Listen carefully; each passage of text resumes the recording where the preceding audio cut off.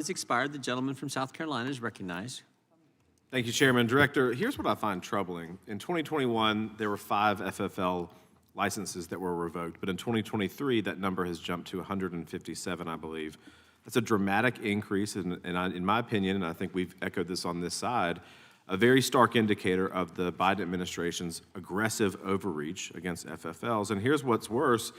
An increasing number of firearms dealers faced with severe and often disproportionate consequences for minor clerical errors have elected to shut down their operations rather than endure the extensive and costly process of defending their practices. This is like David versus Goliath, except that Goliath, the U.S. government, wins because all the resources are there and you have a small business trying to defend themselves against the insurmountable resources of a federal government. So let's take a look at the number of voluntary business closures post-inspection over the last couple years. In 2021, there were 24. 2022, 69, and 2023, there were 80. This is a result of ATF's zero-tolerance policy and, quite frankly, a very concerning trajectory of ATF. This is all occurring under the guise of public safety, but ATF is essentially working to dismantle a very lawful firearm industry. Let me ask you something, and this was talked about earlier. Where can I find authorization from Congress that you would revoke somebody's FFL for a minor clerical error? Where is that in the statute? The statute and the policy and our implementation deals with willful violations. And by the way, it limits them further to violations that endanger public safety. The vast majority, one thing I think we agree on, which I want to say because it's important, the vast majority of firearms licensees out there are following the law and following the rules. Correct. They're law-abiding businesses. That's why over 98, almost 99% of our inspections do not result in revocation. There's due process. People can request a hearing. In the hearings, Congressman, that we conduct, these are administrative hearings at ATF, half the time we decide not to revoke because of something that the FFL presents to us. People have lawyers at some of those, they don't have lawyers at others.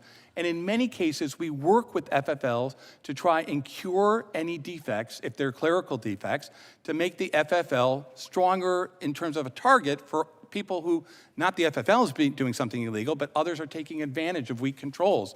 And that can be a public safety threat as well, as you know. Even a law-abiding FFL, if they're not careful, can be taken advantage of by straw purchasers. Director, here's my concern, and I know we've got limited time, and I'm sorry. Certainly respectful of yours. The BSCA was passed in 2022. Based on that, you have, there's been a slight modification to the rule that, quote, even a single transaction or offer to engage in a transaction when combined with other evidence may be sufficient to require a license as an FFL. And so you are inferring from that, and again, I think this is where the minor clerical errors come in. Congress has made no law to this. There is a 2022 amendment, but I think you have largely ignored another statute, 18 U.S.C. 921A21. Are you familiar with that statute? Yeah, I'm familiar with all the code, but What does that say, respond. Director, what does that say? What does that statute say?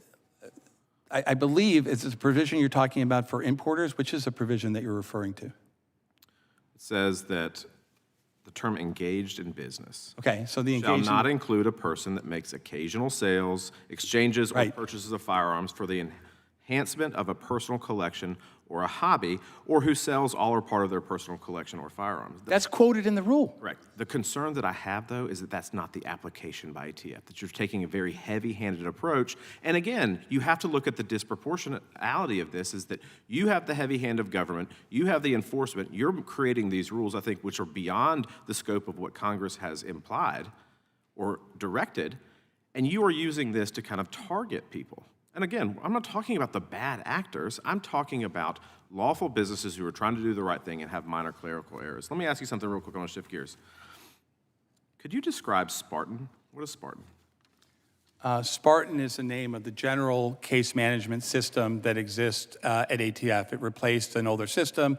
The system had been in service for many, many years. It was no longer supported, I think, anymore by the technology out there, so we replaced it with the new case management system. So ATF administrative investigators are tasked with determining whether an FFL willfully did anything. And according to a recent ATF revocation hearing, whether, quote, in preparing the report of violations is the issue of willfulness even a factor, end quote. The ATF director responded, I input data and Spartan does the figuring. So are we allowing AI to determine whether or not something is willful I'm or so not? glad you're at. Absolutely not. So these are humans that make these people, determinations. human beings review all of these things at supervisory levels. You cannot revoke somebody without Time of the gentleman. several levels of approval.